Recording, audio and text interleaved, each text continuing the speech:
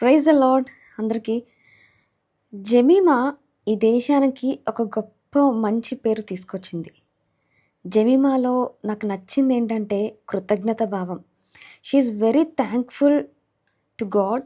She is very thankful to his parents and she is very thankful to his couch and she is very thankful to his team.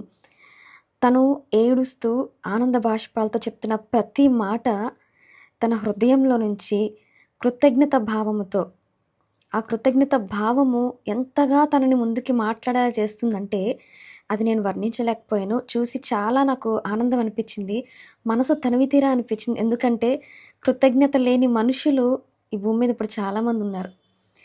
దేవునికి కృతజ్ఞత చూపించలేని వ్యక్తులు, కుటుంబానికి కృతజ్ఞత చూపించలేని వ్యక్తులు, స్నేహితులకి కృతజ్ఞత చూపించలేని వ్యక్తులు చాలామంది సమాజంలో మనం చూస్తున్నాం. అన్నం పెట్టిన చేయినే నరికేసేవాళ్ళు. అలాంటి సమాజంలో మనం బ్రతుకుతున్నాం. దేవునికి ఎంతగా కృతజ్ఞత కలిగి ఉంటామో అంతగా దేవుడు మనల్ని హెచ్చిస్తాడు.